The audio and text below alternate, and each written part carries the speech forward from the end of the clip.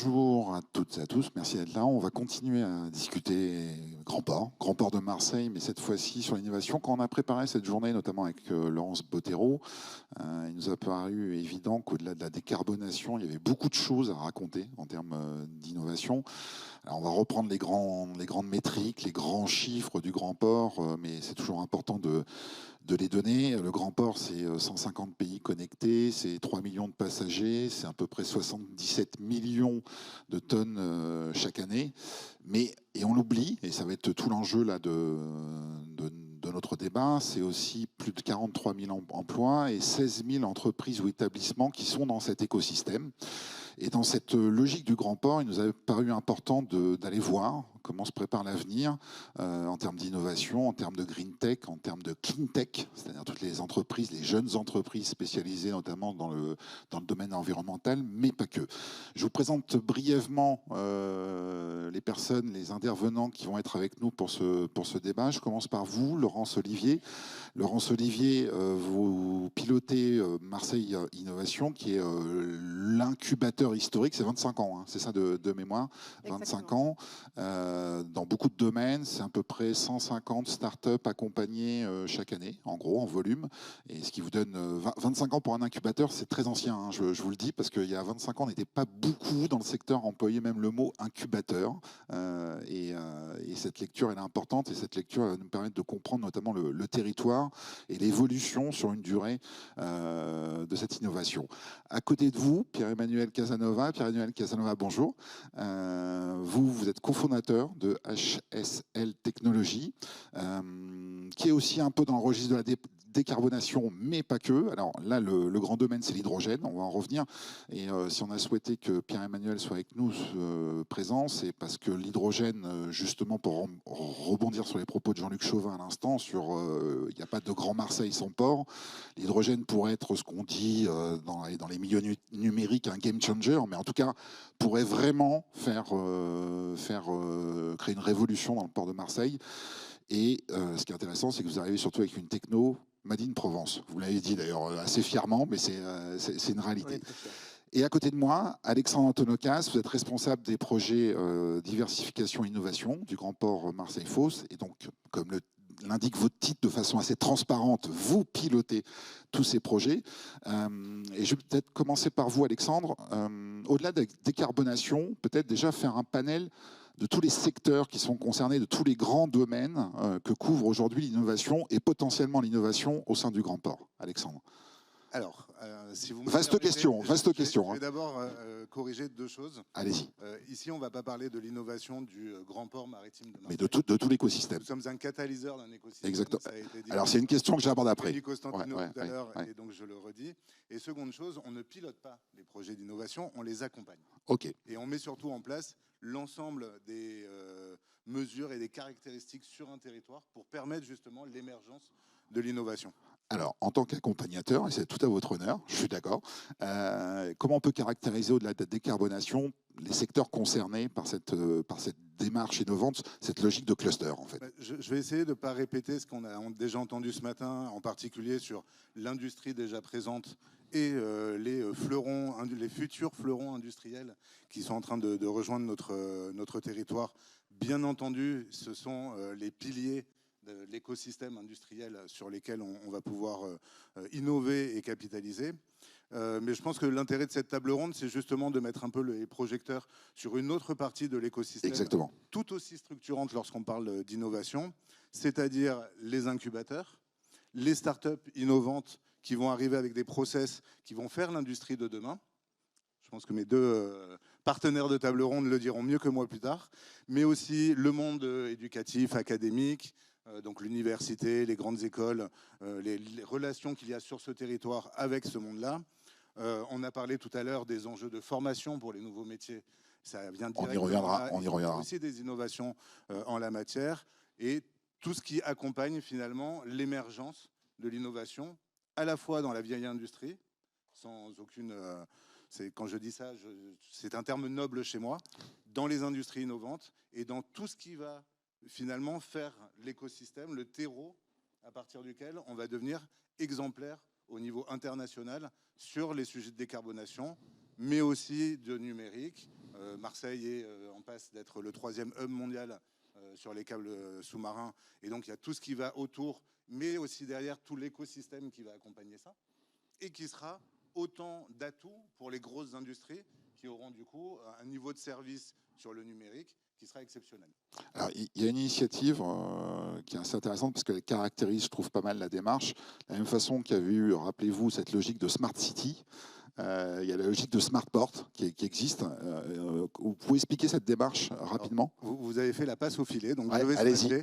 Effectivement, on l'a répété. La manière dont le Grand Port Maritime de Marseille et ses partenaires ont décidé d'aborder cette démarche d'innovation depuis 2017, donc on était déjà un peu innovant à l'époque, c'est justement, contrairement à beaucoup d'autres ports qui se sont engagés dans ces démarches qu'on appelle de Smart Port, donc amener de l'intelligence et souvent de l'intelligence collective au service d'un écosystème portuaire, d'un système industrialo-portuaire et logistique. Le choix que le Grand Port Maritime a fait avec la Chambre de commerce, Jean-Luc était là il y a quelques instants, mais aussi avec l'université et avec des grands comptes industriels, CMA CGM qu'on a vu tout à l'heure, Total qu'on a vu tout à l'heure, c'est de mettre en commun nos énergies au service d'une démarche ambitieuse d'innovation, en amenant quelque part un peu chacun de notre pierre à l'édifice, parce que l'édifice est nettement plus intéressant quand on est comme ça nombreux à le co-construire qu'en étant seulement piloté, d'où ma remarque de tout à l'heure, par le Grand Port. Merci. Laurence Olivier, je disais tout à l'heure, la structure Marseille Innovation, donc c'est 25 ans. Je vous tends une perche, mais vous avez le droit d'y répondre de façon franche. Est-ce que vous voyez aujourd'hui que le Grand Port devient un aimant fondamental dans les projets que vous accompagnez? C'est-à-dire vraiment cette notion. En fait, je me suis dit d'ailleurs, plutôt que d'employer le mot cluster ou hub, on va peut-être prendre le vocabulaire maritime, portuaire, et dire c'est un bassin d'innovation. Et c'est réellement un bassin d'innovation sur les projets que vous accompagnez, et vous voyez la typologie des projets évoluer, j'allais dire, par rapport finalement aux priorités du port? Alors oui, le Grand Port et le port en général et l'ensemble de ses acteurs et l'ensemble de ses métiers, je pense depuis plus d'une dizaine d'années maintenant, est un écosystème qui s'est rapproché du monde de l'innovation, des startups ou même de la formation. Nous, on le ressent au quotidien, c'est-à-dire qu'on a aussi engagé avec le Grand Port et avec l'ensemble de ses acteurs des rapprochements qui sont stratégiques, à la fois pour les startups que nous accompagnons, puisque nous les accompagnons pendant les 4 premières années de leur vie, donc on les aide à se structurer, à accéder à leur marché, et quelquefois le marché, il est au bord de l'eau. Donc il était urgent en effet de rapprocher ces deux mondes, et on assiste depuis, oui, je pense, une bonne quinzaine d'années à un décloisonnement total. Aujourd'hui, l'ensemble des leaders et des acteurs du port, de toute façon, ont le devoir, comme tous les industriels de l'écosystème, d'innover. Voilà. Donc à partir du moment où on pose ce constat-là, elles peuvent innover avec notre écosystème, c'est-à-dire celui des startups et des innovations en fait, qui poussent dans les campus de Marseille Innovation. Alors, Marseille Innovation, pour être précis, intervient, on va dire, à un moment précis de la trajectoire de ces entreprises, et peut-être qu'on va s'arrêter 2 minutes dessus parce que c'est important. C'est-à-dire vous prenez les idées qui viennent des laboratoires pour les emmener au contact de l'industrie. Ce processus-là, alors d'abord, il veut dire qu'au début, il y a un bassin de recherche, déjà et ce processus-là, aujourd'hui, est-ce que c'est un processus qui s'améliore? Est-ce que cette transition vers l'industriel s'améliore d'année en année? Alors oui, et on a peut-être ce recul, nous, depuis 25 ans. On était, je pense, on était les premiers à essayer d'emmener les innovations vers leur marché. On n'est plus tout seul aujourd'hui, heureusement. Il y a un écosystème d'innovation qui nous permet de le faire, de l'incubation, enfin, de l'idéation à l'incubation, au lien en effet avec la recherche, avec l'université, à l'accélération et l'accélération, c'est aussi le lien avec le marché et donc les industriels du territoire. Alors, allons-y, parlons de HSL. Pierre-Emmanuel, peut-être déjà pour qu'on se mette tous à niveau dans la salle, rapidement, votre techno, déjà, parce que c'est comprendre ce qu'adresse HSL qui est sur le transport d'hydrogène. Pour faire vite, mais vous l'expliquerez mieux que moi. Vous avez tout dit. Donc HSL, c'est le nouveau nom de IC Labs. Alors Laurence, quand elle m'avait invité à l'époque, elle m'avait dit qu'elle n'aimait pas du tout ce nouveau nom. C'est grâce à elle que vous avez changé de nom. On devient international, donc HSL est plus facile à prononcer, mais plus difficile à prononcer en français. Mais bon, voilà. C'est pas très grave. Donc du coup, oui, on a une technologie qui est basée donc au Technopole de l'environnement de l'Arbois, et on travaille dans le monde de l'hydrogène. On parlait ce matin beaucoup d'hydrogène. On a peu parlé des difficultés de transport et de stockage, et c'est sur cette problématique qu'on répond, puisque finalement l'hydrogène étant un gaz, il a quelques complexités de stockage et de transport. Nous, ce qu'on a développé, c'est une nouvelle façon de transporter cet hydrogène en l'emprisonnant chimiquement dans une espèce d'éponge, une éponge liquide. Cette éponge liquide, elle va avoir l'avantage d'utiliser toutes les infrastructures de distribution qui sont déjà existantes, notamment utilisées pour le pétrole, pour justement transporter de très grosses quantités, stocker et transporter de très grosses quantités d'hydrogène. Alors là, on voit tout l'attrait de la proximité du grand port quand on développe une technologie d'éponge à hydrogène, pour reprendre vos propos.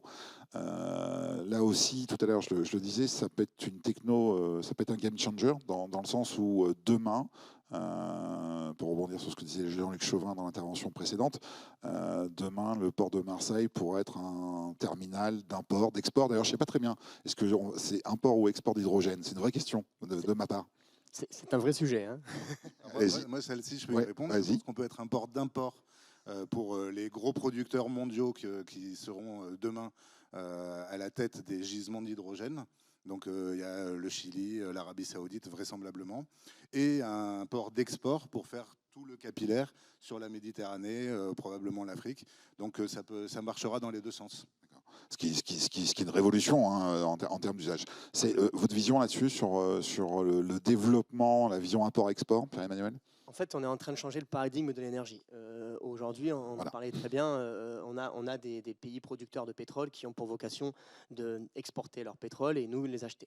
Donc on est en train de changer cela parce que demain, des pays qui étaient potentiellement à l'époque des pays en développement, alors, notamment, on a cité notamment l'Amérique du Sud, il y a des vrais enjeux de pouvoir produire de très grosses quantités d'énergie, et ces pays-là vont vouloir, à des prix très intéressants, exporter leur énergie bas carbone ou voire complètement décarbonée, voire verte. Et l'intérêt des ports, c'est de pouvoir se positionner de manière à importer ces grosses quantités d'énergie, puis très facilement, comme on l'a dit, venir diffuser dans tout l'écosystème, et on pourrait diffuser sur toute la région, voire même dans toute la France à partir des ports des Sud.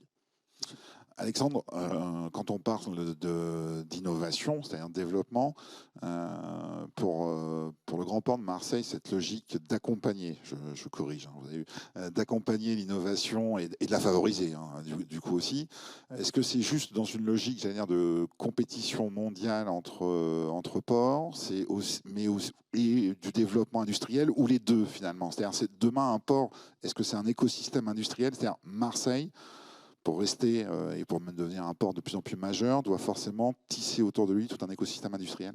Et l'innovation va être le moteur de ce développement. Alors, très, très sincèrement, et ça a déjà été dit ce matin, déjà, il y a un enjeu très clairement pour l'établissement public et pour le système qu'il organise, parce qu'on a été un très grand port industriel de brut, et qu'il y a un enjeu de transition, de diversification. Hein, ça fait partie de l'intitulé de mon poste. Je suis là pour trouver aussi les nouveaux business models.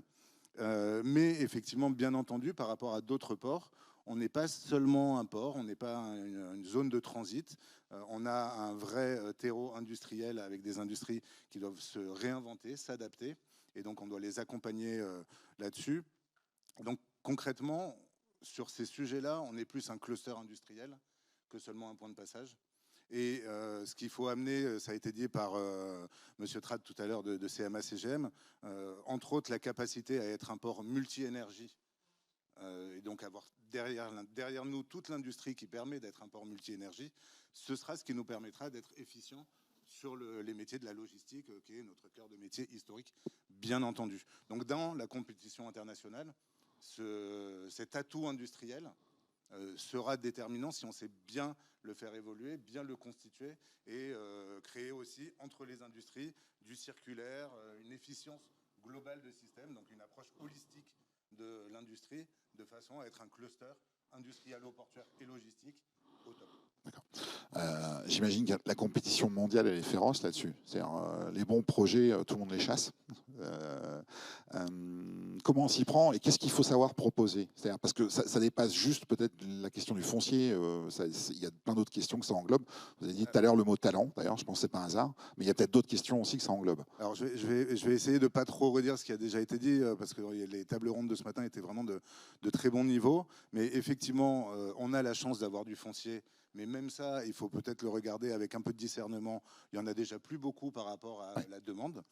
Mais on travaille surtout à associer les conditions d'accueil optimales pour que justement les game changers de demain, dont l'horizon et le monde entier, et qui regardent tous les sites possibles pour s'implanter, trouvent finalement une offre de service autour du foncier qui correspond à ce dont ils ont besoin et qu'ils se disent c'est là, c'est dans cet écosystème-là que j'ai intérêt à poser mon projet. Et ça marche pour les gros game changers qu'on a évoqués, hein, les Big Five, mais ça marche aussi pour les entreprises innovantes. Ou pour les entreprises incubées. Je vous laisse imaginer l'enjeu qu'il peut y avoir effectivement à trouver une logistique liquide de l'hydrogène pour un port qui traite du vrac liquide et d'avoir une entreprise innovante comme ça sur le territoire. D'accord. Et à ce titre-là, on parlait de Picto ce matin. Le port a développé avec Picto une plateforme de démonstration et d'incubation qui s'appelle Innovex. Et cette plateforme est donc pour les démonstrateurs industriels.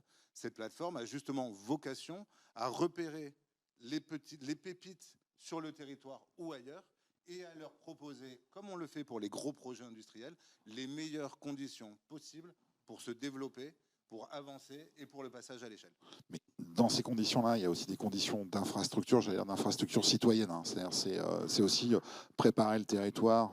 Il faut des écoles, il faut des routes, il faut des transports. Enfin, accueillir ce bassin de demain, c'est un défi. C'est pas juste attirer les entreprises, il faut aussi que le territoire soit sexy, j'allais dire presque. Alors, très sincèrement, autant il y a quelques années, on pouvait regretter du travail en silo entre les gros acteurs, que ce soit le port, les collectivités ou les industriels. Ce n'est absolument plus le cas. Et la démarche Smartport en est le meilleur exemple. Mais au-delà de ça, c'est aussi quelque part notre responsabilité de faire en sorte que tout ce qu'on incube, puisqu'on est sur une table ronde d'incubation, soit connu des parties prenantes du territoire, compris des parties prenantes du territoire, pour que chacun dans nos rôles respectifs, on concourt à ces conditions d'accueil optimisées. D'où aussi l'intérêt du lien avec le monde académique, de la présence des collectivités à la gouvernance de cette démarche d'innovation Smartport.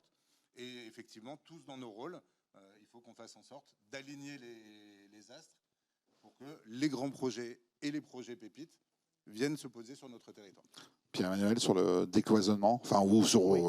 C'est là-dessus que vous voulez réagir? Exactement. Alors, moi, c'est une société, IC Labs et HSL, c'est une société que j'ai créée il y a 10 ans, et il n'y avait pas cette dynamique-là.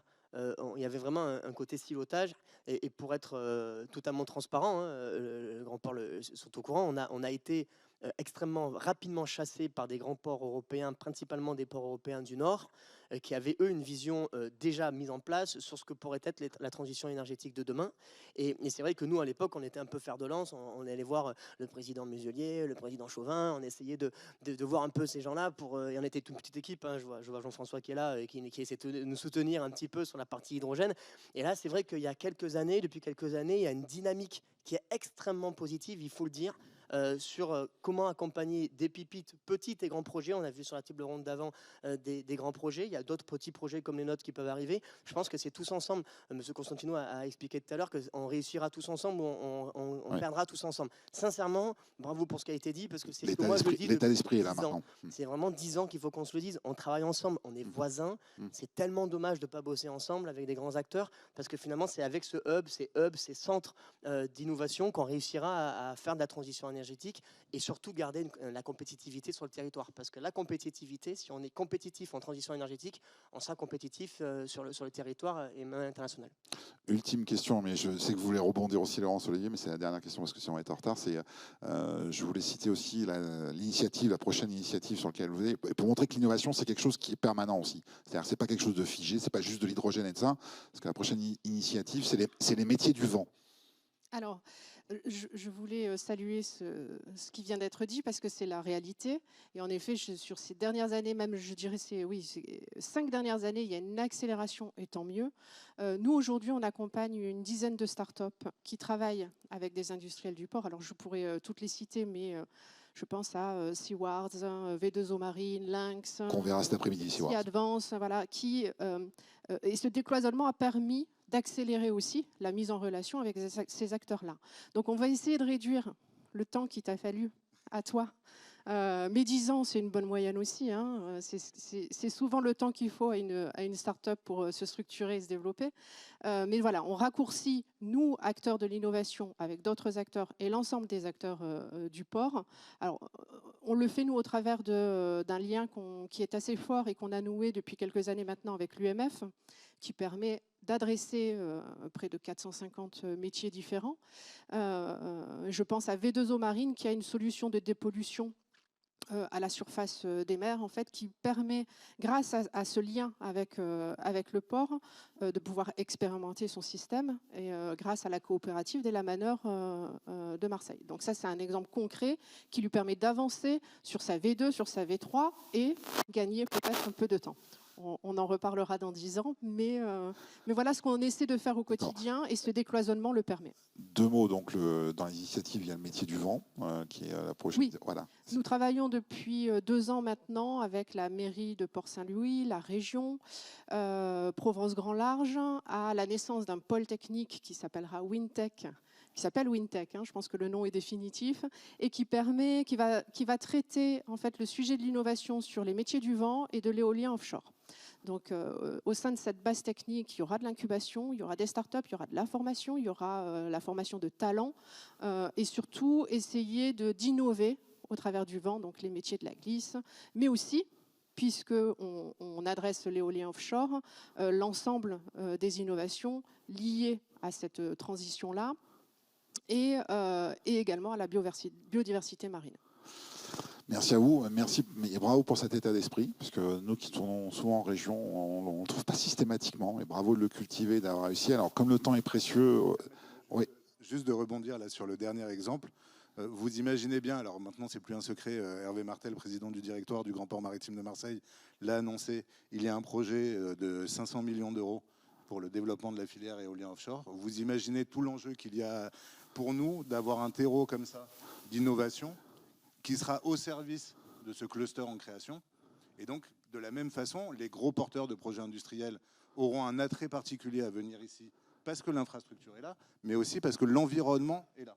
Donc c'est vraiment la conjonction de ces 2 éléments qui fait l'attractivité de notre territoire. Je pense que l'année prochaine, on fera une table ronde sur l'éolien, vous m'avez convaincu. Merci à vous 3. On enchaîne avec un dialogue, un entretien entre Martine Vassal et Jean-Christophe Tortora, président de la tribune pour Aix-Marseille en 2030. Merci à vous et merci à vous 3.